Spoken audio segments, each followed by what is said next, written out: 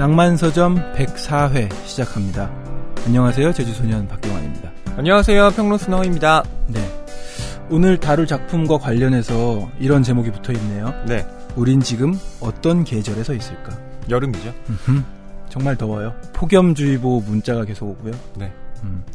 하지만 이 문장만 읽었을 땐 좀 더 이런 짜증과는 관계없이 좀 감성적으로 다가오네요. 오늘 다룰 경환 씨는 그러면 바깥의 계절과는 상관없이 지금 어느 계절에 서 있다고 생각하세요? 근데 제가 일단 더위를 좀 덜 타요. 추위를 많이 타고. 그래서 전 적절하더라고요. 뜨뜻한 게. 그러니까 경환 씨의 개인적 상태의 계절은 네. 그러면 적당? 적당한 계절. 가을이나 봄을 더 좋아하긴 하지만 네. 전 기본적으로 여름에는 겨울을 그리워하고요. 겨울에는 여름을 그리워하면서 사는 것 같아요. 그래서 지금은 이렇게 또 갖지 못한 것을 예, 결핍을 항상 우리는 그렇죠. 또 갖고 싶어 하잖아요. 예. 예. 한여름도 한 몇 개월 후면은 그리워질지 모릅니다. 네, 그럼 저희 댓글 소개해드릴게요. 네. 자, 오늘도 봄날님이 남겨주셨습니다. 선물 잘 받았습니다. 책도 펜도 너무 마음에 들어요 하면서 사진을 찍어서 올려주셨어요. 이렇게 인증샷. 멋진 펜이었군요. 네. 그리고 프레드릭 베크만의 신작 소설을 보내주셨네요. 오베라는 남자. 네. 어허. 하루하루가 이별의 날. 네. 네. 그리고 작은 쪽지에다가 낭만서점 감사해요. 덕분에 일상이 더 즐거워졌어요. 라고 써서 이렇게 사진으로 보여주셨어요. 네. 오늘도 봄날님 덕분에 네, 저희 일상도 참 즐겁습니다. 네, 쪽지도 너무 귀엽네요. 네, 귀여워요. 예뻐. 예. 네, 그리고 K파크님. 이번 회차도 신나게 들었습니다. 그런데 말입니다. 제게 예술과 중력 가속도는 절대 손을 뻗을 것 같지 않은 장르죠. 허희님과 박경환님의 낭독을 듣지 않았더라면 말이에요. 두 분의 낭독은 언제나 독서로 이끄는 채찍질 같아요. 자이로드롭의 경험을 생생히 나눠주시니 저 또한 퍼뜩 떠오르는 추억이 있어요. 소시적엔 놀이기구의 여왕에 군림했던 제가 출산 후 탔던 바이킹에선 하강과 함께 그려진 제 눈물의 포물선이 떠오르네요. 그때의 자괴감이란 장마가 시작된 모양이에요. 발바닥이 척척 들러붙네요. 이럴 땐 건조한 책 내음이 가득한 서점에 가면 그만이죠. 책장을 들추다 마음에 들면 카운터로 가면 되겠죠. 내 것이 된 책을 품고 집으로 오면 더 기쁜 일이 뭘까 의아해 하겠죠. 소개해 주신 예술과 중력 가속도 꼭 들춰보렵니다. 아니 저희의 낭독이 독서로 이끄는 채찍질이다 이렇게 표현해 주셨는데 당근이라 하면 더 좋을 텐데요. 그런데 네. 지금 이 K파크님의 글 후반부에 이 책장을 들추다 네네. 마음에 들면 카운터로 간다. 요 기분 괜찮거든요. 내 것이 된 책을 가지고 집으로 오는 발걸음. 그 기분을 느낀 지 오래됐어요. 왜냐하면 계속 낭만서점 하면서 책을 주셔서 제가 직접 책을 사러 간 지가 지금 꽤 됐네요. 네. 그러면 예. 그 일주일 독서량은 낭만서점의 그 한 권으로 충분하시군요. 충분합니다. 알겠습니다. 예. IMVT님입니다. 한동안 팟캐스트를 듣기만 하고 후기는 남기지 못하다가 오랜만에 후기를 남겨요. 지난번 보내주신 책 선물은 아빠께 보냈는데 아빠와 엄마께서 재미나게 읽고 계시다는 소식을 들었어요. 너무 감사드립니다. 이번에 방송해주신 소설은 SF 또는 판타지 관련 소설에 큰 흥미를 느끼지 못하는 제게 신선하게 다가오네요. 무언가 현실적이지 않다는 생각을 해서일까요? 요즘 기술이 발전하는 속도를 보면 그리 비현실적인 것도 아닌데 영화나 소설 모두 SF물은 조금 접근이 어려웠던 것 같아요. 이번 기회를 통해 조금은 친근하게 다가갈 수 있다는 생각이 드네요. 언제나 도입 부분에서 두 분 목소리가 딱 들릴 때 기분이 너무 좋습니다. 비록 지났지만 100회 축하드리고 항상 좋은 방송 감사드립니다. 다른 이야기지만 제가 추리소설을 너무나 사랑하는데 여름맞이 추리소설 다뤄주실 계획은 없나요? 네, 그렇습니다. 있습니다. 예, 저희 여름맞이 추리소설을 다룰 계획이 준비되어 있고요. 있었어요? 네, 예. 있습니다. 저도 처음 접하는 소식이라 기대되네요. 늘 여름에는 해왔고요. 선부작이에요? 네. 기대됩니다. 예. 지난 또 우리 네 사람의 서명도 했었고 네, 약간 무서운 것도 했었고 크리피 공포 소설도 했잖아요. 뭐 여름은 그게 벌써 작년이네요. 그럼요. 경환 씨 낯설어 하는 거 보니까 그새 잊으셨군요. 예, 꽤 된 것 같습니다. 네. 꼭 기대해 주시고요. 저희 잘 준비해서 좋은 방송 들려드리도록 하겠습니다. 네, 그리고 김은숙님. 안녕하세요. 후기 소개하실 때 이름이 들리는 순간 깜짝 놀라 제가 풀쩍 뛰더군요. 요즘 지인들의 힘든 상황을 지켜보며 제 마음에도 장마철이 되고 있는 가운데 책을 기다리는 내내 반짝이는 설탕가루를 주머니에 넣고 다니는 기분이었답니다. 그림과 글, 이미경 작가님의 책, 동전 하나로도 행복했던 구멍가게의 날들을 받게 되었어요. 가장 아름다웠던 시절이었을 아련한 어린 시절에 만났을 한순간들이 그림으로 글로 채워져 있었건만 왜 그리 감정은 무심한지 의심스러웠어요. 그래서 그랬는지 55회 창가의 토토를 찾아 들었습니다. 제 어린아이의 혹독한 경험들이 아직 먹구름으로 가려져 있더군요. 4시간이나 토토의 말을 기꺼이 들어준 교장 선생님과 또 허위평론가의 경험을 들으며 아직 서투른 것을 더 시도하고 싶어졌습니다. 그것은 바로 나에게 귀를 기꺼이 열어주자는 것, 그 어떤 얘기도, 그 어떤 감정도. 50을 만나기 위한 여정이 만만치 않은 요즘 갱년기는 어깨의 짐이 아니라 마음의 짐을 놓아주는 계기임을 새삼 깨닫고 있습니다. 그리고 작가 줄리안 반스의 시대의 소음을 이제야 용기 내 읽고 있습니다. 다른 이의 생각을 따라잡기가 힘겹다는 생각이 들더군요. 모두들 건강한 여름 나시길 감사합니다. 설탕가루를 주머니에 넣고 다니는 기분. 팟캐스트. 네. 예. 언제든 주머니에서 꺼내서 이제 들으실 수 있는. 당 떨어질 때. 네. 예. 먹으면 좋잖아요. 저희가 좀 달달하게 해야 되겠군요. 그러니까요. 이 더운 여름에 여러분의 댓글 진짜 톡 쏘는 사이다 같이 네, 저희한테는 큰 힘이 됩니다. 맞아요. 저희가 방송을 만들어 나갈 수 있는 어떤 원동력이랄까? 계속해서 많은 피드백 부탁드립니다. 네. 그리고 또 전해드릴 소식이 있죠? 네. 저희 낭만서점 북콘서트가 열릴 예정입니다. 네. 이야기를 노래하다라는 제목으로 7월부터 또 12월까지 공연이 예정되어 있는데요. 먼저 7월 공연 소개해드리죠. 네. 7월 공연이 바로 오늘 꾸리고 있는 방송 우린 지금 어떤 계절에 서 있을까라는 부제가 붙었고요. 책은 김혜란 작가의 바깥은 여름을 다룹니다. 그래서 저희가 낭독극장을 펼치기도 하고요. 김혜란 작가와의 인터뷰 대담도 있고요. 그리고 한희정, 뮤지션 한희정의 공연도 준비되어 있습니다. 네. 저희도 출연하고요. 네, 저희가 사회를 보죠. 여러분들을 즐겁게 해드리기 위해 준비하고 있고요. 장소는 성수 아트홀입니다. 7월 19일 수요일 저녁 7시 30분인데요. 믿을 수 없는 가격으로 모십니다. 인터파크에서 절찬 예매 중입니다. 그리고 8월 공연 티켓 예매도 이제 시작을 했는데요.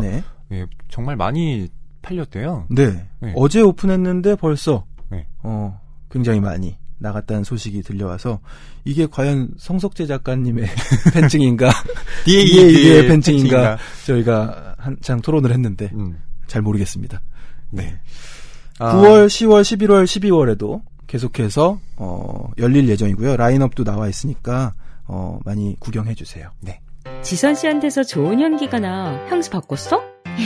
러비더비 섬유향수요. 러비더비 섬유향수? 네, 냄새 배인 후 신발에 뿌려주면 항균 탈취도 되고 향기는 얼마나 좋은데요. 애들 교복, 남편 정장, 쾌쾌한 방냄새 때문에 고민이었는데 지금 구매해야겠다. 지금 러비더비 신규 가입하면 섬유향수 미니어처 2종이 영원이에요. 빨리 신청해요, 선배. 지금 러비더비를 검색해보세요. 서강준이 추천하는 섬유향수 미니어처 2종을 영원해 드립니다. 당신에게서 좋은 향기가 나요. 러비더비. 책이 가득한 소설을 사랑하는 책방. 이곳은 낭만서점입니다.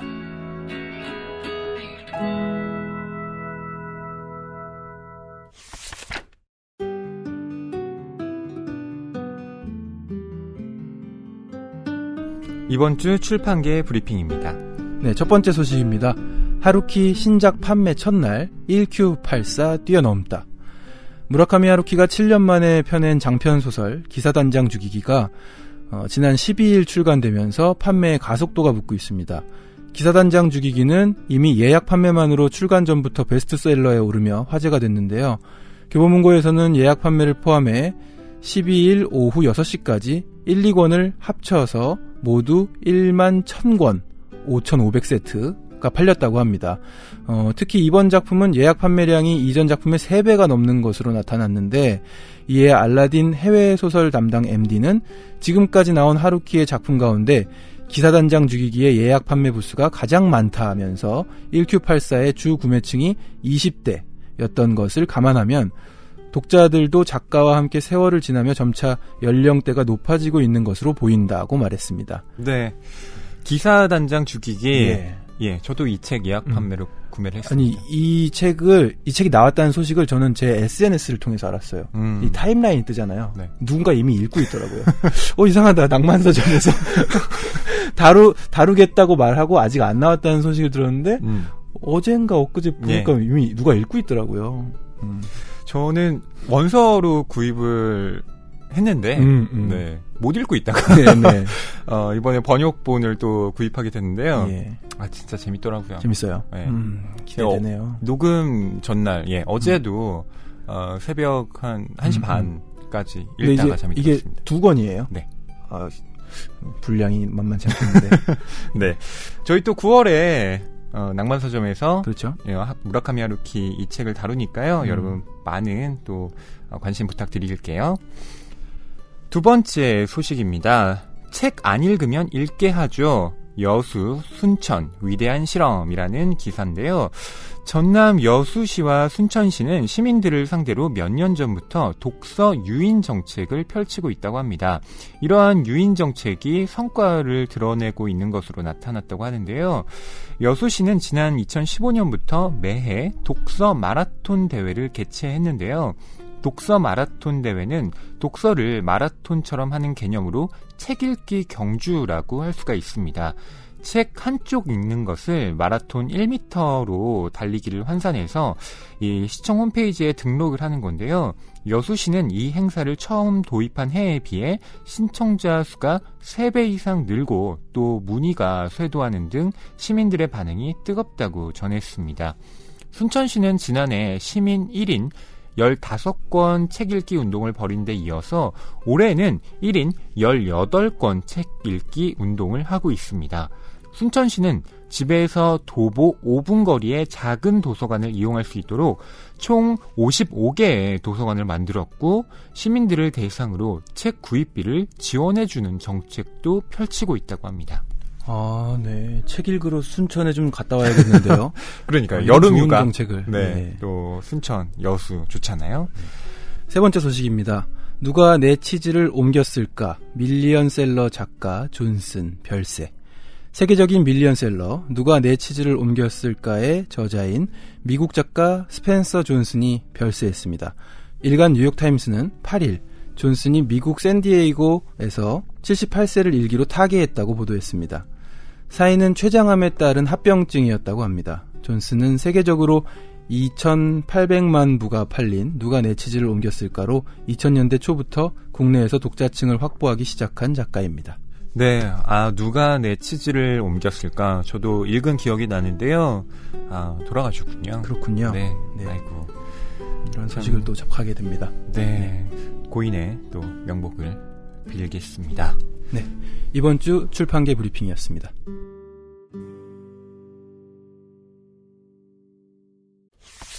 낭만서점 104회는요. 김혜란 작가의 바깥은 여름, 그 중에서 건너편이라는 소설을 다뤄볼까 합니다. 그렇습니다.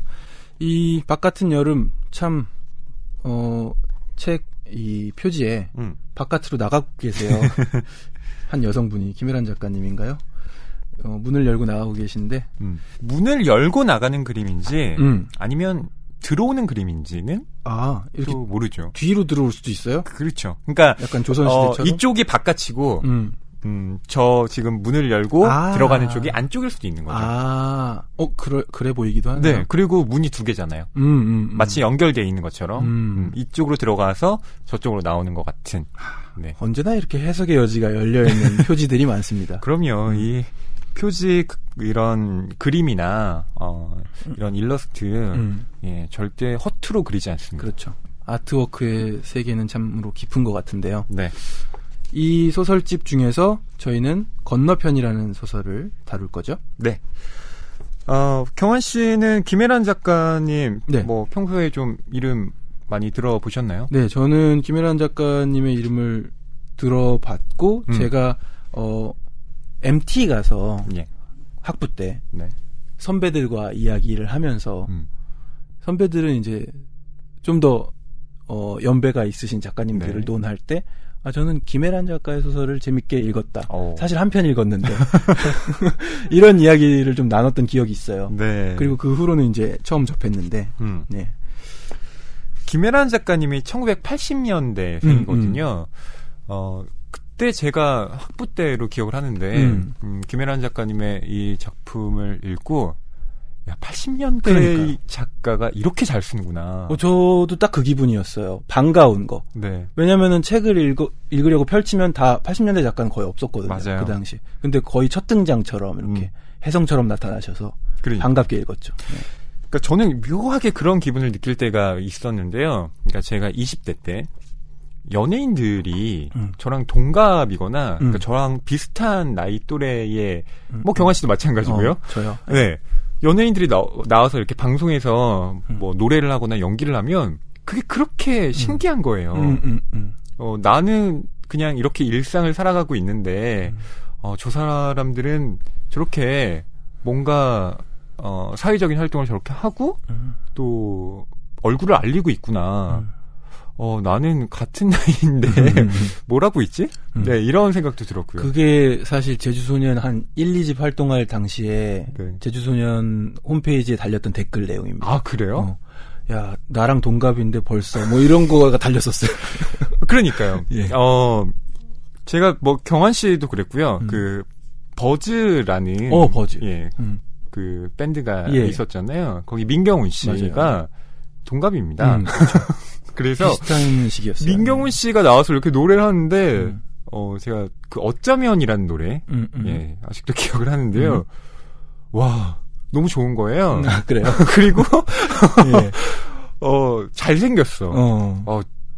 저 사람은 다 가졌구나. 약간 근데 생김새는 뉘앙스가 비슷하신데요. 부리부리하고 이렇게 선명한 네. 느낌. 아유, 예. 민경훈 씨 팬한테 돌을 맞을까 두렵습니다. 예. 아무튼 김혜란 작가님도 예. 그런 기분을 저한테 좀 자아내게 했던 맞아요. 네, 그런 작가님인데요. 뭐 저뿐만 아니라 김혜란 작가님을 좋아하는 독자분들이 진짜 많더라고요. 예. 김혜란 작가님을 조만간 만날 생각에 설레어 옵니다. 네. 이 김혜란 작가님 뭐 많은 분들이 이름은 들어보셨겠지만 또 자세한 소개는 경환 씨가 해드리도록 할게요. 네. 김혜란은 한국예술종합학교 연극원 극작과를 졸업했습니다. 소설집 달려라 아비, 침이 고인다, 비행운, 장편소설 두근두근 내 인생이 있고요. 한국일보 문학상, 이효석 문학상, 오늘의 젊은 예술가상, 신동엽 창작상, 김유정 문학상, 젊은 작가상 대상, 한무숙 문학상, 이상 문학상 등을 수상했고 달려라 아비 프랑스어판이 프랑스 비평가와 기자들이 선정하는 주목받지 못한 작품상을 받았습니다. 네, 상을 엄청 받으셨어요. 예, 주목받지 못한 작품상. 저도 저평가된 앨범에 꼽힌 적이 있거든요. 이게 되게 애매해요. 그러니까 그 기분이 어떠세요? 근데 기분이 좋아요. 사실 뭔가가 언급되고 그리고 더 평가가 돼야 되는데 저평가됐다 이 얘기잖아요. 그냥 단어만 놓고 보면은 기분이 약간 그런데 주목받지 못한 작품상 비슷하네요. 그렇죠. 예. 아니 그 박지성 선수도 예전에 소리 없는 영웅, 뭐 가장 저평가된 맨유 선수 중 한 명. 소리가 있으면 더 좋긴 할 텐데. 그러게요. 어쨌든 소리 없는 영웅에 꼽히셨군요. 맞아요. 김혜란 작가님은 저는 만나본 적이 한 번 있습니다. 바로 두근두근 내 인생이라는 이 장편 소설이 영화로 만들어졌거든요. 그때 강동원 씨와 송혜교 씨의 주연으로 그 영화구나. 네네. 네. 개봉을 했었는데요. 그때 제가 GV를 할 때 함께 참여를 했었거든요. 네. 김혜란 작가님이 굉장히 부끄러워하시면서 그래도 말씀을 잘 하셨던 기억이 납니다. 네. 그러면 각색이나 이런 것도 참여하신 거예요? 그 각색은 영화에? 아니었던 것 같고요. 그냥 원작자. 예, 그냥 원작자로서 참여를 그렇군요. 하셨죠. 네. 김혜란 작가님의 이 건너편, 이 소설이 실린 것이 이제 바깥은 여름 2017년 6월에 나왔습니다. 예. 이 바깥은 여름 소설집에 실린 작품은 총 7편인데요. 뭐 좀 말씀을 드리자면 네. 입동, 노찬성과 에반, 건너편, 침묵의 미래, 풍경의 쓸모, 가리는 손, 어디로 가고 싶으신가요? 네, 이렇게 7편입니다. 네. 7편 중에 저는 시험 공부 벼락치기 하는 마음으로 네. 오늘 다룰 건너편을 읽고 왔는데 네. 다른 작품들 전반적인 뉘앙스는 어떤가요?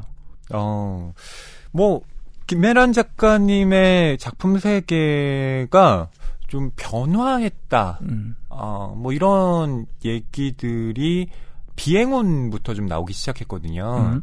근데 이번 소설집도 그런 어떤 방향성에서 좀 읽힐 수 있는 소설집이라는 생각이 듭니다. 예. 그러니까 김혜란 스타일이라고 하면 우선 뭐 특유의 유머가 있었거든요. 근데 그때 유머라는 게 뭐 사람을 대놓고 웃기겠다 뭐 이런 게 아니라 일상에서 이렇게 피식피식 예. 터져 나오는 농담 같은 웃음 있잖아요. 그런 걸 굉장히 잘 구사하는 작가였는데 비행운부터 또 이번 소설집에 이르기까지는 유머보다는 훨씬 더 좀 진지하고 네, 약간은 어두운 그런 이야기들이 좀 많아요. 저도 이 건너편을 읽으면서 제가 예상한 것보다 훨씬 더 조금 감성적인 방향으로 마무리 지어진다는 느낌을 받았어요. 감상적. 예. 네. 마치 노래 한 곡을 감성적인 노래 한 곡을 들은 것 같은 느낌. 예. 그렇죠. 그래서 감수성에 젖을 수 있는 그런 기분도 좀 느꼈습니다. 그러니까 그런 것 중에 하나는 김혜란 작가가 문장을 워낙 잘 써요. 문장 하나하나가 버릴 게 없습니다. 예. 특히 한국 단편 소설의 특징 중 하나가 이 꽉 짜여진 밀도. 그것은 이제 결국 문장으로 가능해지는 것인데 그 문장의 조탁이 김혜란 작가는 정말 뛰어나요. 극작가 출신이라서 그런 건가라는 생각이 들기도 합니다. 네. 예. 저희와 함께 낭독극장을 할 때면은 같이 와서 이제 낭독을 해주시는 김성현 씨가 계시잖아요. 우리가 이제 김혜란 작가와 이 콘서트를 할 때도 오실 텐데 두 분이서 이렇게 동문이시라면서요. 예. 극작가 한예종 출신. 예. 네. 그날 분위기 괜찮겠어요. 예. 기대가 됩니다. 네. 그 소설집이라는 것이 보통 어떤 한 시기를 마무리 짓는다. 작가에게는 그런 느낌이 강하다고 해요. 네. 왜냐하면 그 어떤 특정한 시기에 쓰인 작품들을 모으는 거잖아요. 네. 이 작품집도 보면 2012년 그러니까 침묵의 미래가 2012년에 쓰였고요. 가장 최근에 쓰인 작품이 2017년 가리는 손이거든요. 그러니까 김혜란 작가님의 한 5년여간의 이 시간이 이 소설집으로 표현이 되고 있는 거죠. 네. 전 인터뷰를 좀 읽어봤는데 김혜란 작가님이 뭐 뚜렷하게 밝히고 있지는 않지만 개인적인 삶이 그렇게 녹록하지는 않았던 것 같습니다. 왜 그렇죠? 그냥 그런 말씀을 하시더라고요. 삶이 그렇게 계획한 대로 흘러가는 것도 아니고요. 네. 그런 그런 문장을 울림이 크군요. 봤는데, 보면서 김혜란 작가님도 뭔가 좀 굴곡이 있으셨구나라는 생각이 드는 대목이었습니다. 그런 가운데서도 이렇게 작품들을 모아서 소설집을 내셨는데요. 네. 네, 이 건너편을 저희가 특별히 택한 이유는요. 이유가 있습니다. 네. 네. 어떤 이유인가요? 어떤 이유죠? 경환 씨가 저한테 반문하시는군요. 저희 낭만서점 콘서트가 7월에 열리잖아요. 예, 건너편을 가지고 이야기를 하는데 이게 녹음 방송으로는 올라가지 않습니다. 맞아요. 콘서트에 오신 분들만 현장에서 함께 즐길 수 있고요. 네. 그런데 예매를 못 하시는 분들은 또 아쉬우실 것 같아서 저희가 좀 이 작품으로 이야기를 미리 해보자. 네, 이런 마음으로 좀 준비를 했습니다. 네. 그리고 또 저희가 낭독극장을 준비하면서 이 작품을 다루는데 네. 저희가 방송으로는 이게 올라가지 않으면 또 저희도 아쉬우니까 그렇죠. 방송을 꾸리고 있습니다. 네. 이 건너편이라는 소설은요, 두 남녀의 이야기입니다. 오랫동안 공무원 시험을 준비하고 있는 이수도 함께 공무원 시험을 준비하다 합격을 해서 경찰이 된 도화, 이렇게 취업을 한 여자와 취업하지 못한 남자의 이야기를 다루고 있죠. 네. 이미 이런 구도에서 여러분 짐작이 좀 되시죠? 네, 이 관계가 흔들릴 것이다. 네, 조금은 위태로운 느낌을 지울 수가 없습니다. 네. 도화는 경찰 공무원이 돼서요, 기상청으로부터 전달받은 날씨를 방송으로 읽어주는 일을 담당하는, 네, 그런 역할을 맡게 됩니다. 이 바쁜 일상을 살아가는 도화의 모습을 보면서 이수는 더 이상 견디지 못하고 공무원 시험을 포기하게 되는데요. 이후에 이수는 부동산 컨설팅 회사에 취업을 하지만 이 적성이 맞지 않아서 힘들어합니다. 그런 이수에게 도화는 혼자 이별을 또 준비를 하고 있습니다. 언제 헤어지자고 이야기를 해야 하나 고민을 하고 있는데, 그러다 보니 어느새 크리스마스 즈음이 됩니다. 네. 예. 이 두 사람의 관계는 어떻게 될까요? 전반적인 줄거리만 이렇게 풀어 놓았는데도 네. 어딘가 가슴 한켠이 저는 시리네요. 크리스마스 즈음이라는 그 시기. 그리고 노량진의 한 횟집에 가잖아요. 네. 그 횟집에서 벌어지는 에피소드. 그때 당시에 이제 주인공 남자의 네. 마음 같은 게 왠지 저도 약간 언젠가 경험해 본 것만 같은 그런 기분 느끼면서. 경환 씨는 근데 예. 공무원 시험을 준비해 본 적은 없으시죠? 물론 그렇진 않은데 네. 이따가 우리가 소설로 깊이 들어가면 얘기를 하겠지만 네. 우리 남자 주인공 이수가 그렇게 풍요롭지 않잖아요. 예. 오히려 쪼들리고 있죠. 네. 근데 갑자기 한 25만 원짜리 회를 먹자고 네. 하잖아요. 네. 그때 그 마음이 어땠을까 하는 게 제 가슴을 굉장히 시리게 하는 지점이더라고요. 혹시 그런 경험 있으셨어요? 비슷해요, 약간. 네. 그러니까 여러분 아직 저희가 본격적으로 이야기를 안 해서 이게 무슨 소린가 하실지 모르겠지만 이수가 크리스마스를 도화와 함께 노량진 수산시장에서 보내자라고 합니다. 회를 먹자는 얘기죠. 근데 그 횟집에서 그냥 광어나 우럭을 먹지. 예. 엄청 비싼 도움을 예. 어쩌다 보니까 키로당 10만 원인데 9만 원 해줄게. 그쵸. 하시더니 3kg짜리인데 25만 원 해줄게. 이렇게 된 거예요. 아니 돈이 없으니까 그냥 그거 말고 저희 그냥 광어로 할게요. 이래도 되는데 거기서 이거 주세요. 이렇게 된 거죠. 네, 이수가 그런 결정을 합니다. 그러니까 경환 씨가 그 경험을 이야기하고 있는 건데요. 예. 저는 어디 들어갔다가 메뉴판 이렇게 들춰보다가 그냥 스르르 같이 나왔던 적이 있어요. 어렸을 때. 너무 비싸서. 너무 비싸. 저도 깜짝 그런 놀라서. 경험이 있어요. 네. 아니 뭐 그런 경험 없는 사람이 경험 드물지 않을까요? 조금씩은 있겠죠. 네. 근데 저는 시킨 적이 있습니다. 시킨 적도 있죠. 네. 엄청 후회했어요. 물론 겉으로 티는 못 냈지만 물론 상대방도 느꼈겠죠. 얘가 지금 되게 곤혹스러워하고 있구나. 수전증이 있나? 근데 허세를 부리는구나라고 예감은 했겠지만 그래도 시켰어요. 근데 진짜 지금까지도 회자될 만큼 이렇게 그건 잊지 못하죠. 잊지 못할 사건이잖아요, 지금. 네. 그러니까요. 아유 참. 김연한 작가님은 또 이 크리스마스라는 이 날을 소설에 좀 특별하게 잘 쓰는 작가인 것 같다는 생각도 들어요. 네. 왜 그러냐면 성탄 특선이라는 이 단편이 있는데 예전에 정희연 작가님과 진행을 할 때 한번 다룬 적이 있거든요. 그렇군요. 이건 역시 가난한 연인들이 이 성탄절 크리스마스를 어떻게 잘 보내지 못하는가 이런 이야기를 다루고 있습니다. 정말 세상에서는 막 캐롤이 울려 퍼지고 막 축복받은 날이다라고 얘기하지만 정작 그 날을 축복받지 못한 상태로 보내야 하는 이 땅의 젊은이들 그런 이야기들을 씁쓸하게 하고 있는 작품이었죠. 그렇군요. 네. 네, 오늘 작품 기대가 되는데요. 작품 속으로 한번 들어가 볼까요? 네. 이 도화와 이수 지금 같이 살고 있습니다. 뭐 결혼을 한 상태는 아니고요. 네, 동거죠. 네. 아주 오래된 연인들입니다. 거의 10년 가까이 연애를 했고요. 예. 처음 만난 건 그 노량진의 어떤 교회였습니다. 둘 다 신자는 아니고요. 이 교회에서 아침을 주는 거예요. 이 수험생들을 네. 대상으로 노량진에서 고시 공부를 하고 있는 이런 학생들에게 아침을 주는 거죠. 네. 거기에서 언급되는 위치나 장소, 여기 강남교회라고 나오잖아요. 네. 제가 알기로 노량진에 강남교회 있어요. 실제로 제가 있어요? 아는 어떤 학생이 거길 다닌다고 얘기를 들은 것 같아요. 그래서 그렇군요. 다 실제 존재하는 위치나 건물들이 나오는데 바로 이 근처에 있잖아요. 네. 서울지방경찰청. 네. 그것도 나옵니다.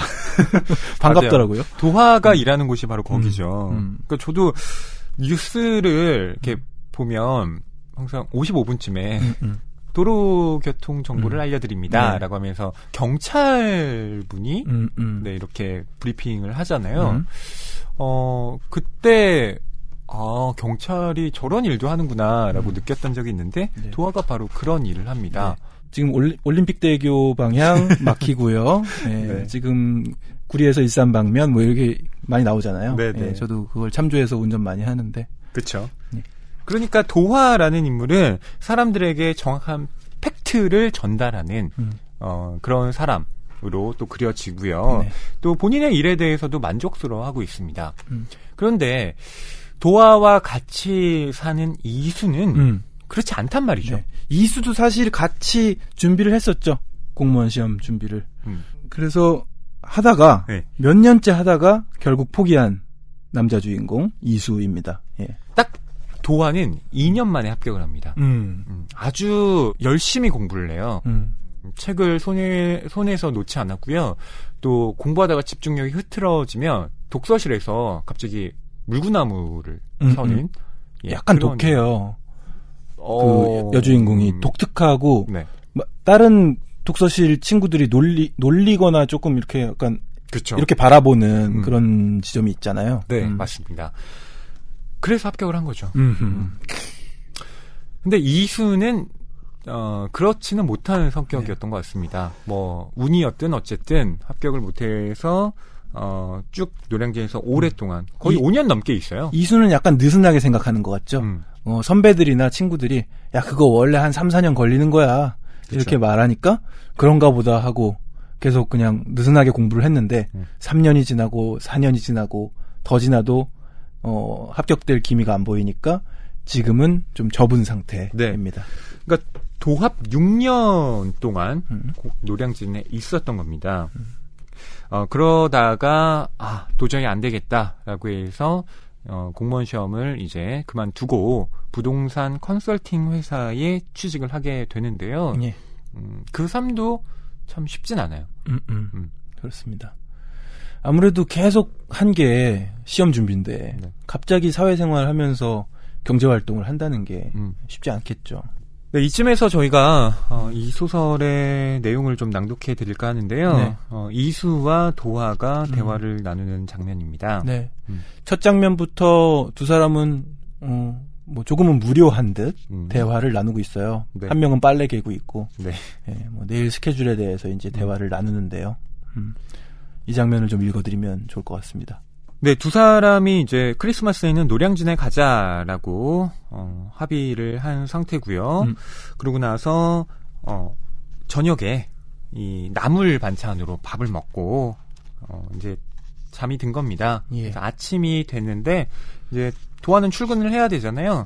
그 아침 풍경을 저희가 좀 읽어드릴게요. 내일 쉬지? 이수가 가랑이 사이로 이불을 말아 넣으며 도화 눈치를 봤다. 해 뜨기 전이라 잠 묻은 눈두덩에 의식이 가물댔다. 도화가 응 하고 답하며 화장대 거울에 비친 이수를 봤다. 뻗친 머리카락 사이로 새치가 부쩍 늘어 있었다. 그런데 모레는 나가봐야 해. 도화가 고개를 좌우로 움직이며 눈가 주름에 파운데이션이 끼지 않았는지 살폈다. 그러곤 자신이 한창 때를 지났다는 걸 체감했다. 아무렴 한창 때가 지났으니 나물 맛도 알고 물 맛도 아는 거겠지. 살면서 물 맛있는 줄 알게 될지 어찌 알았던가. 직장 상사들은 30대 중반이야말로 체력과 경력, 경제력이 조화를 이루는 인생에서 가장 좋은 때란 말을 자주 했지만 도하는 알고 있었다. 자신도 이수도 바야흐로 풀 먹으면 속 편하고 나이 먹으며 털 빠지는 시기를 맞았다는 걸. 다녀올게. 도하가 이불 밖으로 뻗어나온 이수의 맨발을 물끄러미 바라봤다. 전에는 집을 나설 때 이수 발등에 자주 입 맞춰줬다. 한 손 가득 발을 감싼 뒤 털난 발가락을 쓰다듬다 이불 안에 도로 넣어주곤 했다. 도하는 그 발, 자신과 많은 곳을 함께 간 연인의 발을 응시했다. 그러곤 결국 아무것도 안 하고 돌아섰다. 도하가 안방과 부엌 사이 놓인 반투명 미닫이 문을 조심스레 열며 문지방을 넘는데 이수가 베개에서 머리를 떼며 큰 소리를 냈다. 참, 나 오늘 어디 가?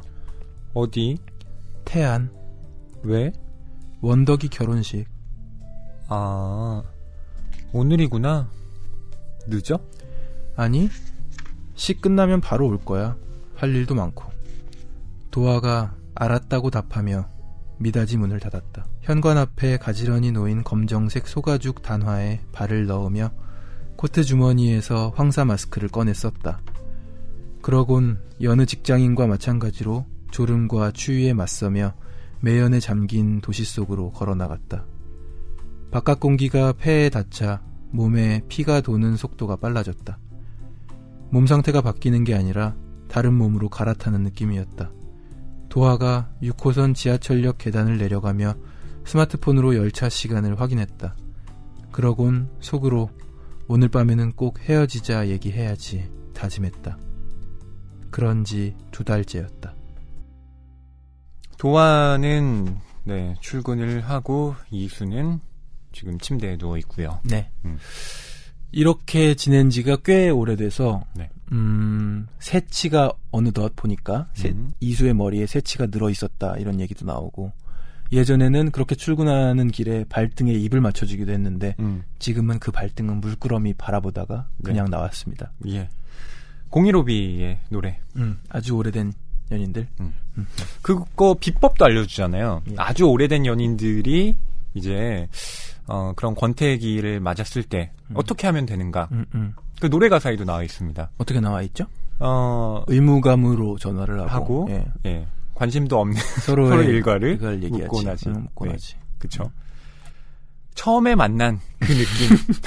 노래로 하시죠. 아, 제가 노래를 하기에는 뮤지션 앞에서 너무 쑥스럽고요. 그 설레임을 찾는다면, 그렇죠. 우리가 느낀 실증은 이젠 없는 거 야이야. 그렇죠. 예.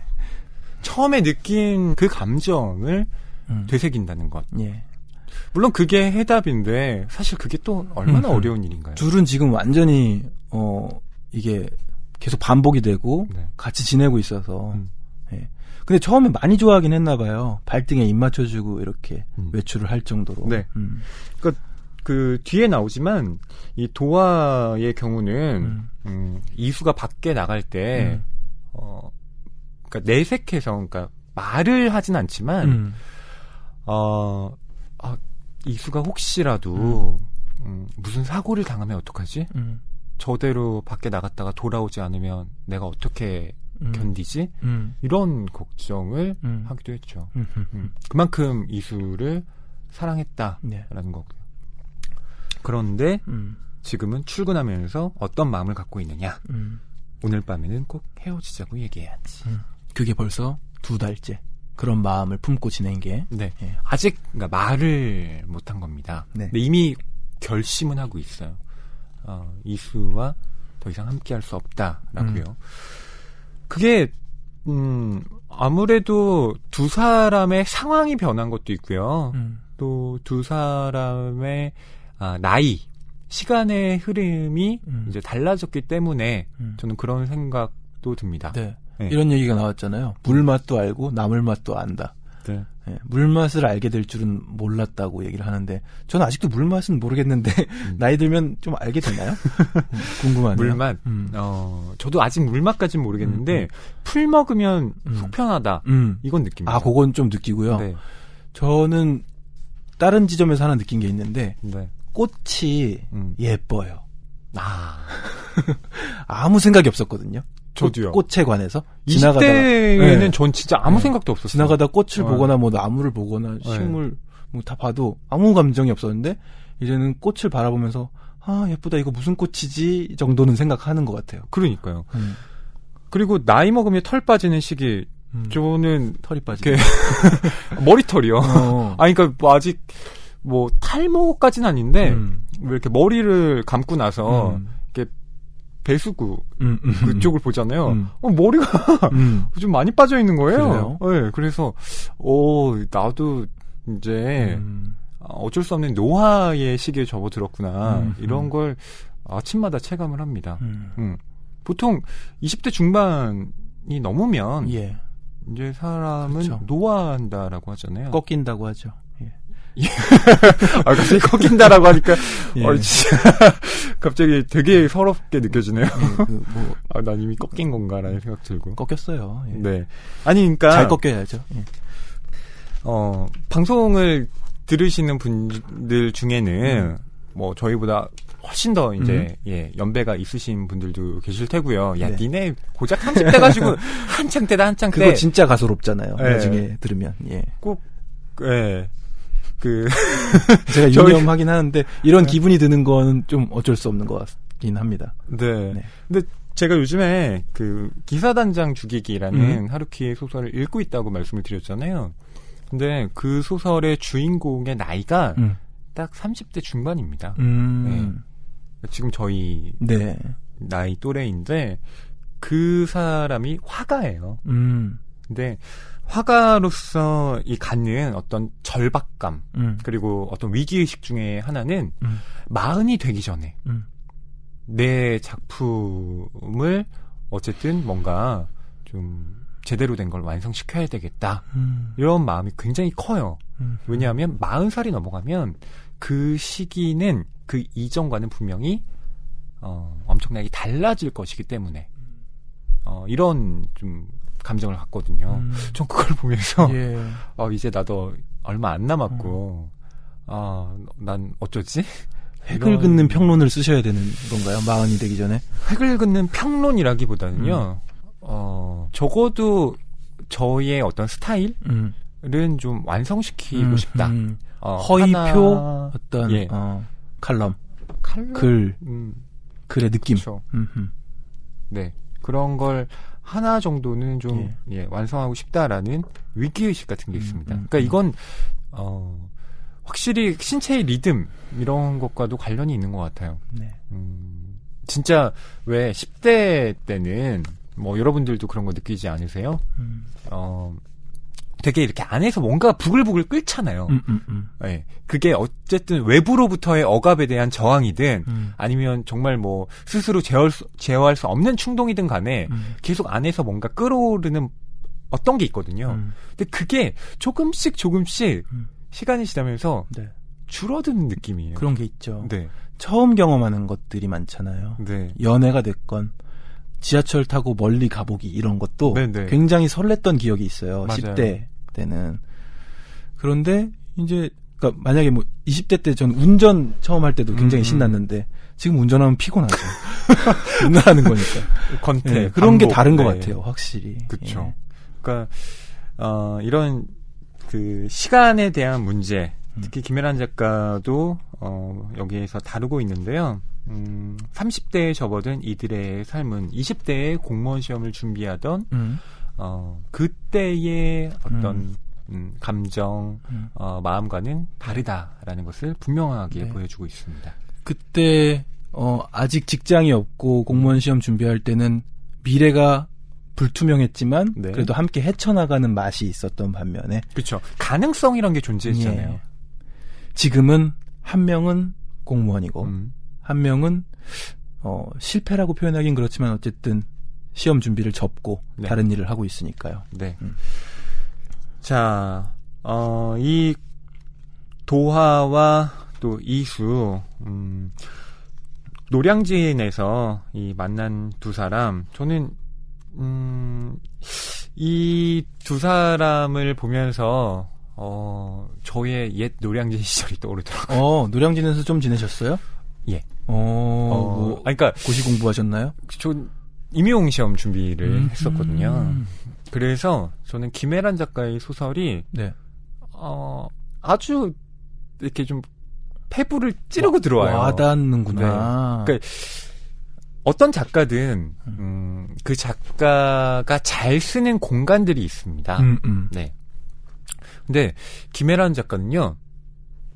저는 노량진을 너무너무 잘 쓰는 작가 같아요. 그리고 그 작품에도 노량진 얘기가 많이 나옵니다. 그래서 전 노량진 이꼴 김혜란. 네, 이런 등식이 성립하더라고요. 나와발이라고 하죠. 그러니까 특별한 구역이에요, 정말로. 예. 김혜란 작가는 경화 씨는 노량진에 있어 본 적 없죠? 살아본 적은 없는데 네. 노량진에 가본 적은 있죠. 네. 그리고 노량진에서 그런 고시 공부를 하는 친구를 만나러 노량진에 가본 적이 있는 것 같아요. 그러니까 그렇게 잠깐 들르는 거 말고요. 이 노량진에 있으면 뭔가 이상한 기분에 휩싸일 때가 그 동네에 느낌이 있구나. 되게 젊은 사람들이 많거든요. 네. 예. 근데 활기가 없어요. 네. 그러니까 그때의 저를 포함해서 하는 얘기입니다. 예. 그러니까 특히나 요즘 같은 시대에는 안정된 직장을 구하기 위해서 공무원 준비를 많이 하잖아요. 네. 정말 많은 사람들이 이 노량진에 몰려듭니다. 예. 근데 복장들이 거의 비슷해요. 무릎 나온 추리닝에 그냥 진짜 대충 하고 다닙니다. 왜냐하면 공부밖에는 할 게 없기 때문에 그런데요. 그렇기 때문에 아주 사람들이 예민해져 있어요. 네. 그리고 같은 학원에 다니는 사람들이 동료라기보다는 경쟁자라는 느낌이 훨씬 더 강하거든요. 예. 그래서 진짜 아침이 되면 좋은 자리에 앉아서 강의를 들으려고 막 새벽 5시부터 줄 서 있고 막 이렇습니다. 예. 네. 그런 광경을 이수는 6년을 본 거죠. 예. 물론 도하는 2년 만에 패스하고 나갔지만. 그러니까 그렇게 남겨진 자와 떠나가는 자의 간극이 또 심한 곳이 노량진이기도 해요. 네. 그렇군요. 이 소설을 좀 더 잘 이해할 수 있을 것 같습니다. 노량진에 대한 어떤 배경이 지금 확실히 들어왔어요. 그러니까 이수는 왜 크리스마스에 하필 노량진에 가자고 하냐고요. 안 그래도 지겹게 있었던 곳인데 또 가는 거죠 지금. 물론 그 노량진 수산시장과 노량진 그 학원골목은 다른 공간이에요. 그렇죠. 네. 그래서 수산시장도 가봤습니다. 예, 같은 노량진이라는 이름이 붙어 있어도 그 공간의 분위기는 다릅니다. 근데 그게 약간 그런 거 아니에요? 수산시장 쪽으로 간다는 거는 어떤 좀 이제 축제일 때 뭐 좀 맛있는 것 좀 먹으러 가자 이거잖아요, 지금. 맞습니다. 조금 이동해서. 네. 네. 근데 이수가 크리스마스에 노량진을 가자라고 했을 땐 그런 마음이 컸겠죠. 예, 그 뉘앙스겠죠. 우리 뭐 예전에 있던 곳을 좀 돌아보기도 하고 그리고 마침 아는 형이 그쪽에서 장사를 한다고 하니까 싸게 해준대. 그래서 우리 이번에 회 먹으러 가자 했던 건데요. 그게 이제 패착이었죠. 예. 참으로 안타까운 일들이 발생하죠. 이수가 그 아는 형이 운영하는 가게를 찾지 못하고요. 빙빙 돌아요. 그거 진짜 짜증나잖아요. 정말 짜증나죠. 그냥 아무데나 들어가자 뭐 이렇게 될 수도 경험을 있는 거고. 하게 되는데요. 그 부분 저희가 좀 읽어드릴게요. 노량진역 주인은 안개가 자욱했다. 도하와 이수는 지하철역과 이어진 습하고 어둑한 복도를 지나 육교에 올랐다. 군데군데 페인트칠 벗겨진 다리 아래로 수산시장 풍경이 한눈에 들어왔다. 다닥다닥 붙은 상점 위에 일렬로 쭉 늘어선 둥근 조명이 휘영청했다. 두 사람 다 노량진에 그렇게 오래 머물렀건만 수산시장에 온 건 처음이었다. 진작 가라앉은 기분과 별개로 도하는 그 생생하고 떠들썩한 풍경에 잠시 마음을 뺏겼다. 사방에 꿈틀대고 펄떡이고 부글거리는 생물이 가득했다. 손님들 눈높이에 맞춰 비스듬히 세워놓은 좌판을 비롯해 계단식 수조, 얼음 담긴 스티로폼 상자와 붉은 대야에 각종 어패류와 갑각류가 박을댔다. 도마 위에 온갖 생선이 힘차게 허리 틀며 피를 뿜어댔다. 그렇지만 흥분도 잠시. 이수가 목적지를 찾지 못해 같은 자리를 연거푸 빙빙 돌자 도하는 그만 짜증이 나고 말았다. 전화해봤어? 그게 미리 연락하고 가면 괜히 부담 줄 것 같아서. 그래도 오늘 같은 날엔 예약했어야지. 크리스마스잖아. 이수가 머뭇대다 휴대전화를 꺼냈다. 그러곤 주머니 속 명함을 꺼내 더듬더듬 번호를 찍은 뒤 통화 단추를 눌렀다. 왜 그래? 어? 표정이 왜 그러냐고. 그게 없는 번호라는데? 이수는 같은 구역을 2번 더 돌았다. 도하의 얼굴은 이미 굳을 대로 굳어 있었다.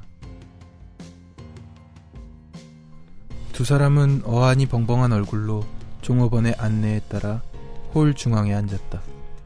테이블 간격이 몹시 좁은 데다 앞뒤 옆 사방이 취객들로 가득한 자리였다. 주위를 둘러보니 좋기 200~300명은 넘어 보이는 이들이 너른 홀에 앉아 일제히 무언가를 씹고 삼키며 시끄럽게 떠들고 있었다. 도하와 이수가 자리에 앉자 테이블 위로 순식간에 개인 접시와 수저, 양념장이 놓였다. 상추와 당근, 풋고추가 담긴 작은 바구니도 빠지지 않았다. 테이블 위론 반투명 비닐이 깔려 있었다.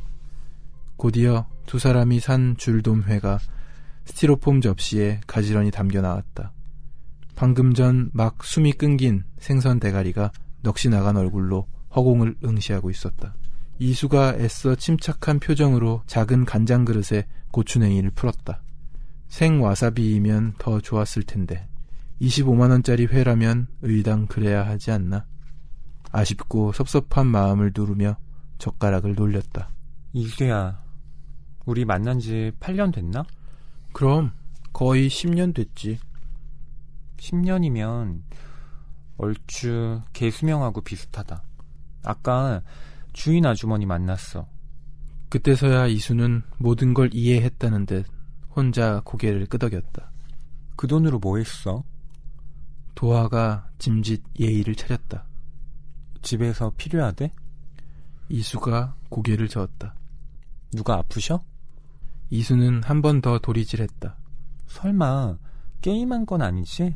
이수가 처음으로 도하 눈을 똑바로 쳐다봤다. 깊은 눈망울 속에 수치심과 서운함이 엉겨 흔들렸다. 금방 되돌려 놓을게. 도하가 너그럽고 가혹한 투로 물었다. 올해 초 일이잖아. 그러니까 빠른 시일 안에 꼭 메워 놓을게. 아니, 안 그래도 돼.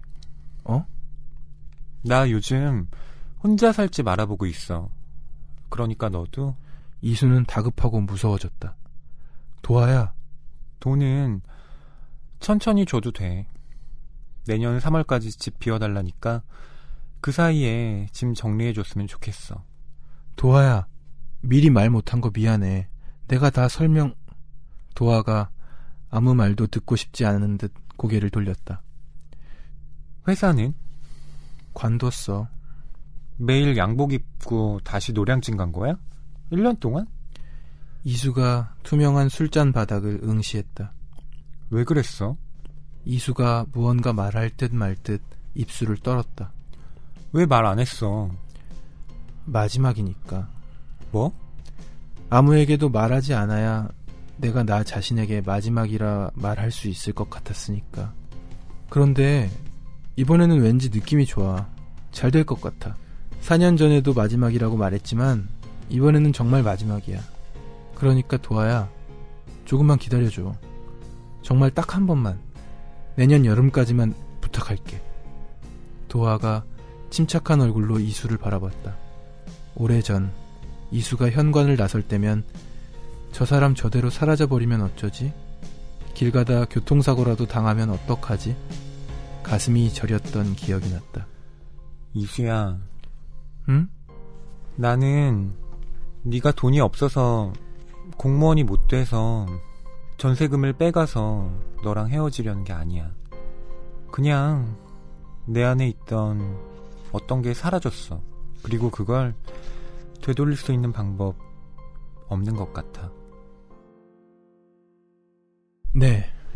노량진에서 크리스마스에 가게를 제대로 찾지 못하고 빙빙 돌고 있는 이수. 그런데 어떤 상인에게 길을 물어봤다가 예. 당신이 찾고 있는 곳이 여기야 라는 답변을 듣습니다. 그거 진짜일까요? 약간 의심스럽기도 해요. 예. 네. 하지만 뭐 진짜라고 믿죠. 근데 그 상인이 이야기해준 바에 따르면 이수가 알고 있던 아는 형이 운영하던 그 수산집은 이미 오래전에 예, 이제 장사를 털고 나갔다는 거예요. 그거 지금 없는 번호가 돼 있는데 도대체 언제적 얘기를 믿고 지금 간 건지 이수가 좀 답답해지기도 하고요. 여자친구랑 지금 크리스마스를 잘 보내야 되는데 예약도 안 했고 준비가 너무 불성실하다는 느낌이 좀 듭니다. 그렇죠. 예. 그리고 이거 개그 프로그램의 단골 소재로 쓰이기도 하는 거잖아요. 예. 내가 아는 형이 있는데 그 아는 형한테 물어보면 다 돼. 아는 형이 엄청 많은 남자들. 그런 개그 프로가 또 있군요. 네. 네. 저도 본 적이 있었는데요. 되게 웃겨요. 뭐만 하면 아는 형이 다 해준대. 실제로 연락해보면, 예, 다들 없는 번호. 네, 뭐 없는 번호거나 연락 안 받거나, 그런 사람이 아니거나. 예. 그리고 진짜 아는 형이던가. 그 정도로 일을 해줄 친밀한 사이가 뭐 아니라는 거죠. 그렇군요. 그러니까 왜 이렇게 허세를 부릴까? 허세. 예. 네. 경환 씨는 그런 적 없어요? 허세. 그런 정도의 허세. 아는 형. 아주 큰일 날 정도의 허세는 아니었지만 아는 형을 언급한 적은 꽤 있었던 것 같은데요. 네, 아는 형이 있으니까. 네. 실제로 그 아는 형에게 도움을 청하면 뭐 해줄 정도로 그런 친밀한 형은 근데 많지 않잖아요. 그렇죠. 네. 지금 딱 생각나는 건 공연할 때 아는 형, 음악하는 아는 형, 게스트 부탁. 그리고 돌아오는 거절. 이런 거 생각나네요. 맞아. 분명히 나는, 알고, 그래도 내가 좀 부탁하면 해주지 않을까 했는데, 안 들어줘. 예. 그럴 때 이제 그 아는 형은, 모르는 이만 못한 형이 되는, 그런 관계가 되는데요.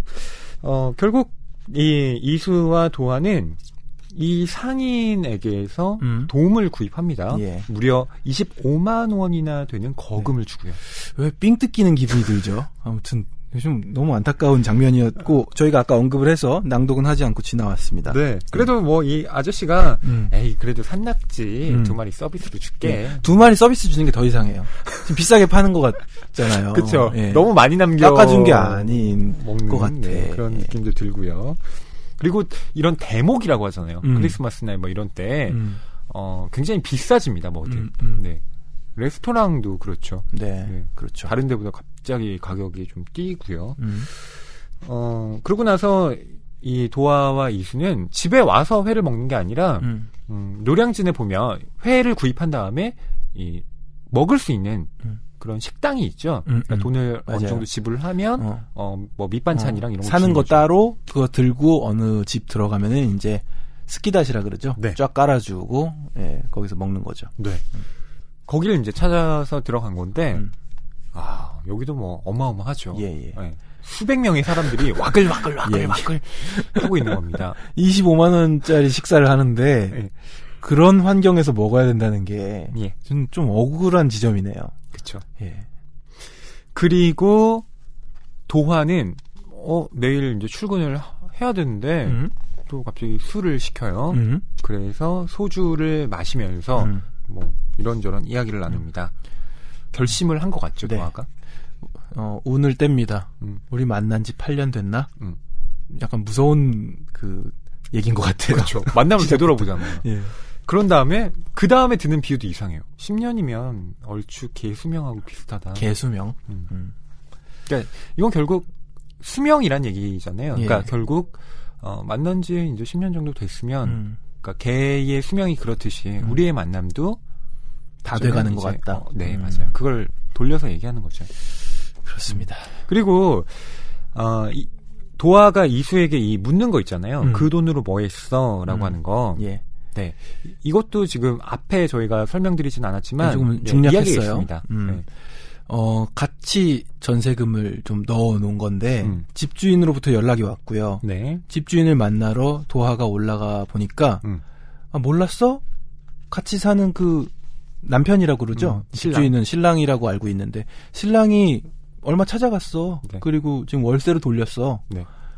그래서 월세에서 까고 있다. 뭐 이런 얘기를 하고 있고. 근데 집 좀 빼줘야 되겠다. 그 그쵸. 얘기거든요. 그러니까 이수의 돈이 이 전세금에 들어가긴 했지만 아주 많은 비율은 도화의 돈이고요.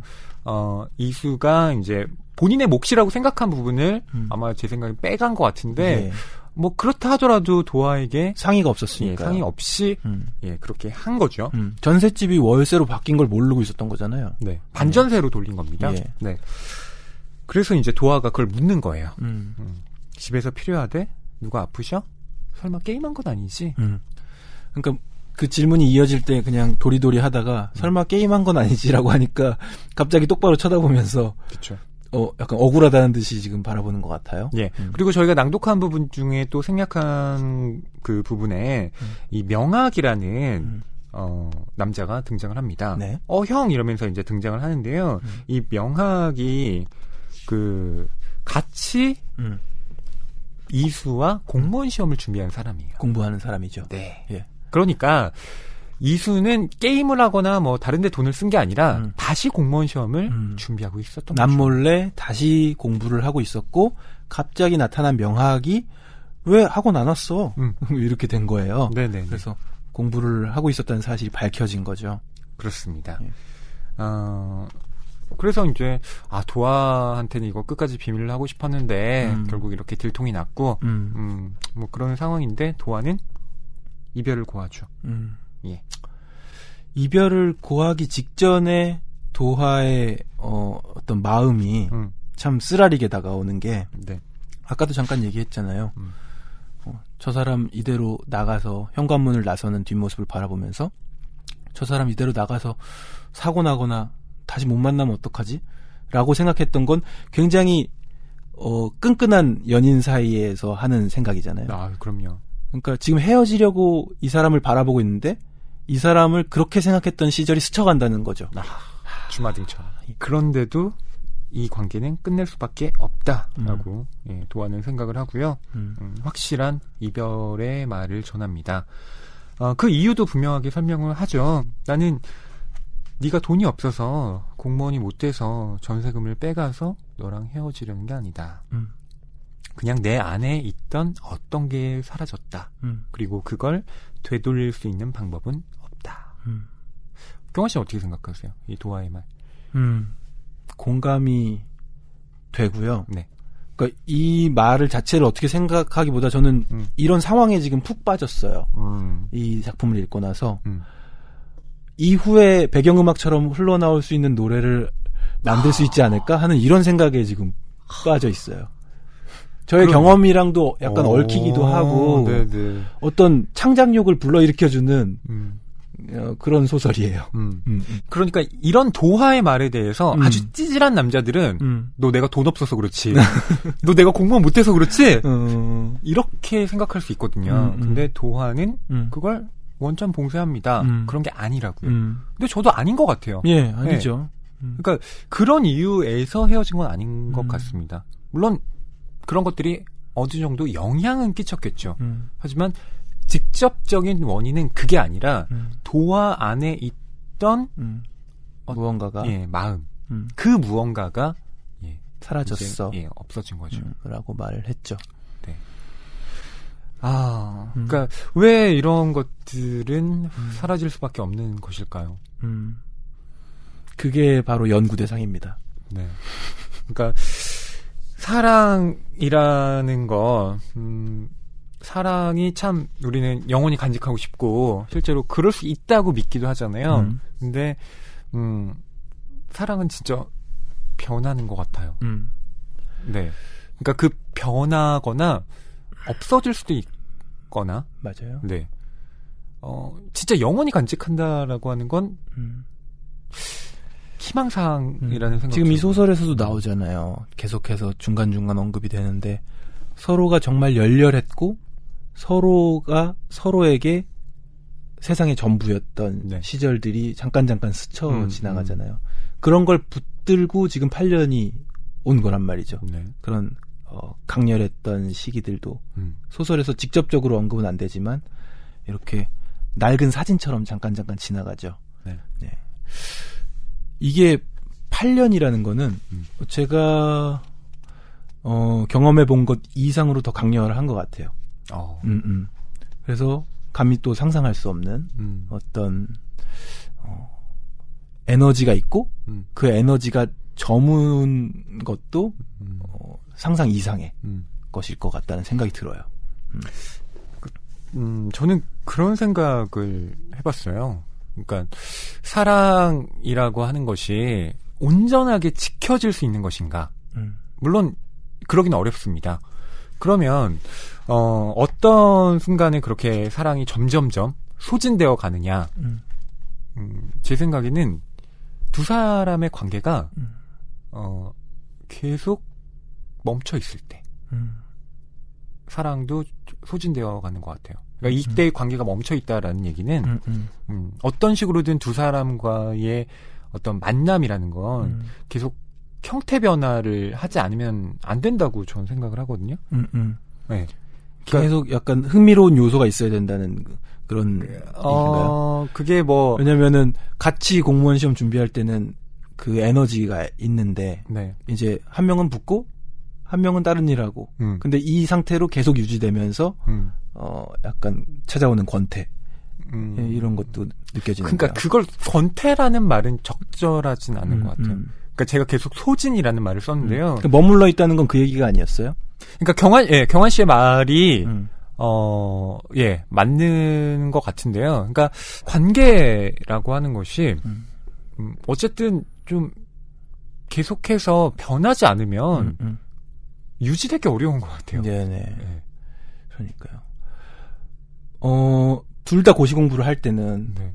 미래도 불투명하고 하지만 계속 이거를 이뤄내야 돼. 우리 같이 파이팅하자. 이런 요소가 재밌는 요소가 있는 반면에 각자 직장 잡고 이대로 변화는 없는 것인가 하는 서로의 마음도 약간 이렇게 그냥 지쳐가는 거죠. 네, 좋은 말로 표현하면 안정되어 있는 상태에서 관계는 지쳐가는 그런 게 있는 것 같아요.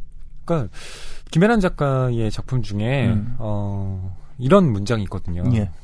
너는 자라 내가 되겠지 라고 하거든요. 그러니까 학원 선생님이 학생을 보면서 너는 결국 그렇게 열심히 공부하고 해도 결국엔 미래엔 나 같은 사람 돼 있을 거야. 노량진에서 열심히 공부했는데 다시 노량진 와서 강사를 하고 있는 네. 뭐 그럴 수 있는. 그렇죠. 예. 서른이라는 작품으로 전 기억을 하는데요. 비슷한 것 같아요. 예. 그러니까 미래가 정해져 있는 거죠. 네. 그리고 이 미래도 어떠한 낙관, 기대도 할 수가 없는 네, 그런 상태로 쭉 흘러가는 이것이 어쩌면 이들의 관계를 부식시켰을 수도 있겠다라는 겁니다. 이게 꼭 노량진과 어떤 고시 준비생에 국한되지 않는 그냥 이 사회 전반적으로 누구에게나 공감이 될 만한 그쵸? 요소가 있는 네. 것 같아요. 네. 그러니까 노량진이라는 곳은 결국 한국 사회의 축소판인 것 같아요. 네, 진짜 악다구니를 하면서 저곳에서 어떻게든 좀 안정된 네. 삶을 살아보겠다고 하는 사람들이 모여드는 곳이잖아요. 근데 그 중에서 성공하는 사람들은 또 극소수고요. 예. 네. 그래서 김혜란 작가 쓰는 이 노량진이 저는 20, 30대 이야기만은 아니라는 생각이 듭니다. 그렇습니다. 한 국한된 공간을 아주 세밀하게 보여줌으로써 오히려 더 많은 이들의 공감을 네. 살 수 있었던 것 같아요. 네.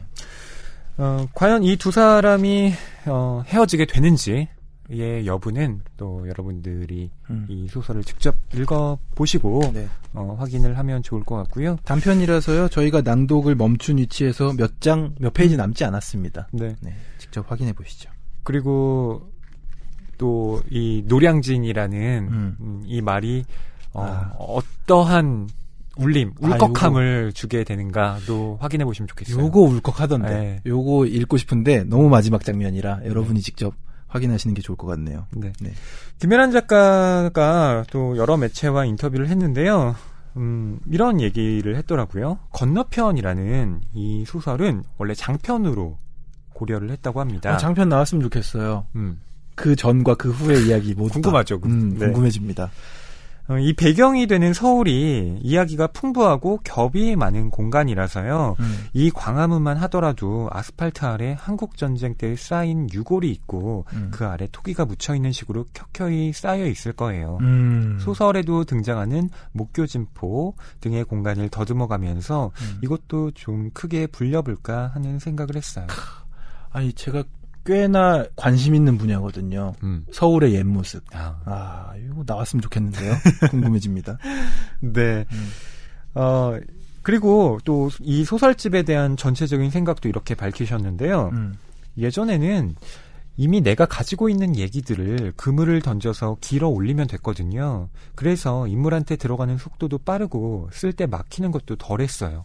그런데 그동안 물고기를 여러 번 잡고 나니 이제 낚시가 아니라 농사를 지어야 하는 때가 왔다라는 생각이 들더라고요. 언제까지고 거기에 머물러 있을 수는 없었어요.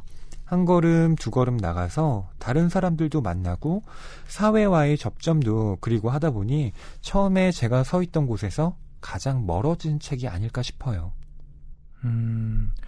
80년생 작가로서 이 즈음에 겪는 네. 어떤 본인의 심정을 잘 표현해 주신 것 같다는 생각이 드네요. 특히 저는 낚시가 아니라 농사를 지어야겠다라는 이제 그 시기가 찾아왔다는 거잖아요. 네, 중요한 네. 작가적 변화의 또 시점이라는 생각이 들고요. 경환 씨는 네. 이 건너편이라는 작품 네. 왜 제목이 건너편 같으세요? 저번에 모래의 여자에 이어서 제목에 대한 질문을 드리는 건데. 예, 어려운 질문이기도 하고 사실 그걸 생각 안 하고 읽은 건 아니거든요. 네. 근데 뚜렷하게 다가오진 않더라고요. 그쵸? 뭔가 뉘앙스는 알겠는데 네. 그 지금 육교도 건너고 그랬잖아요. 그리고 노량진 그 수산시장 쪽으로는 육교를 건너야 있는. 맞습니다. 그리고 그 위치도 제가 가봤거든요. 네. 그 육교가 제가 건넌 육교가 맞는지 모르겠는데 맞을 거예요. 예. 그 노량진 역에서 바로 육교로 이어지기도 네네. 하고 그런 공간적인 실제로 있는 건너편 그 공간이 소설에 등장하기 때문에 건너편인가 그런 단순한 이유를 뛰어넘는 무언가가 있을 것 같은데. 그러니까 이 건너편도 그렇고요. 보통은 그 어떤 소설에 그 단어가 등장을 하거나 아니면 아주 중요한 모티프로 쓰이는 걸 제목으로 달잖아요. 네. 근데 김혜란 작가의 이번 소설집은 그렇진 않은 것 같아요. 그러니까 건너편만 해도 도화가 서 있는 지점과 이수가 서 있는 지점이 이젠 건너편이 되어버렸다는 그런 느낌도 그렇죠. 좀 있네요. 예. 네. 이 바깥은 여름이라는 이 소설집 제목도 어떤 특정한 소설의 제목이 아니잖아요. 예, 보통은 그 작가들이 맞아. 소설집 제목을 이렇게 뽑을 때 어떤 특정한 작품의 제목을 삼는 경우가 많습니다. 근데 김혜란 작가는 그렇지 않았고요. 네. 아마 그게 이런 작가의 말과도 연관이 있는 것 같은데요. 작가의 말에 이런 얘기가 있습니다. 여름을 맞는다. 누군가의 손을 여전히 붙잡고 있거나 놓은 내 친구들처럼 어떤 것은 변하고 어떤 것은 그대로인 채 여름을 난다. 하지 못한 말과 할 수 없는 말, 해선 안 될 말과 해야 할 말은 어느 날 인물이 되어 나타나기도 한다. 인물이 사람이 되기 위해 필요한 말은 무엇일까 고민하다 말보다 다른 것을 요하는 시간과 마주한 뒤 멈춰서는 때가 찼다. 오래전 소설을 마쳤는데도 가끔은 이들이 여전히 갈 곳 모르는 얼굴로 어딘가를 돌아보고 있는 것처럼 느껴진다. 이들 모두 어디에서 온 걸까? 그리고 이제 어디로 가고 싶을까? 내가 이름 붙인 이들이 줄곧 바라보는 곳이 궁금해 이따금 나도 그들 쪽을 향해 고개 돌린다. 작가의 말이 거의 뭐 시예요. 네. 여기에 보면 네. 내가 붙인 이들이 줄곧 바라보는 곳이 궁금해. 이따금 나도 그들 쪽을 향해 고개 돌린다라고 예. 했잖아요.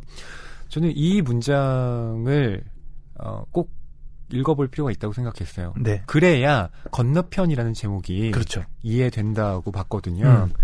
그리고 이 작가의 말을 읽고 나니까 조금씩 이해가 되는 게 바깥은 여름. 네. 여름이 뜨겁잖아요. 어떤 열정. 근데 그걸 지나와서 바라보는 시점 같이 느껴지기도 하네요. 그렇죠. 예. 그렇게 볼 수도 있죠. 지난 날들을. 예. 네. 도화가 저는 궁금해하는 것 같습니다. 이수의 안부를. 너는 이제 어떻게 살고 있니? 잘 지내고 있니? 우리는 이렇게 한 시절을 함께 보냈는데 이후의 시간은 각자 보내게 될 테고 나는 이쪽 편에 그리고 너는 저쪽 건너편에 있구나. 그런데 나는 언제나 그 건너편 네가 있는 쪽이 궁금해. 저는 그런 마음이 이 건너편이라는 제목을 만든 것 같아요. 네. 네. 이쪽 편은 아니지만 건너편에 있음으로써 나와는 멀어졌지만 그럼에도 불구하고 나한테서는 잊힐 수 없는 네. 어떤 것으로서 존재하는 예. 그런 공간이 저는 이 연인들의 관계와 어울린다라고 생각해요. 네. 작가님 주변에서도 이런 일들이 많이 발생하나 봐요. 누군가의 손을 여전히 붙잡고 있거나 놓은 내 친구들 이런 얘기가 나와서 비유가 상당히 훅 들어옵니다. 네. 예. 여러분은 이 건너편 소설을 읽으시고 또 어떻게 이 소설의 제목을 또 생각하실지 궁금해지는데요. 네. 여러분 또 많은 댓글 부탁드리겠습니다. 네. 이 소설 그리고 저희들의 낭만사점 이번 회를 들으신 분들은 많이들 공감하시면서 해주실 얘기가 많을 것 같아요. 네. 네. 댓글 기다리고 있겠습니다. 이렇게 낭만서점 104회 우리는 지금 어떤 계절에 서 있을까? 김혜란 작가의 바깥은 여름 중에서 건너편 다뤄봤습니다. 다음 주에는 제7회 문지문학상 수상작품집 중에서 박민정의 행복의 과학이라는 작품을 다룰 예정입니다. 오늘 방송은 여기까지 마무리하겠습니다. 안녕히 계세요.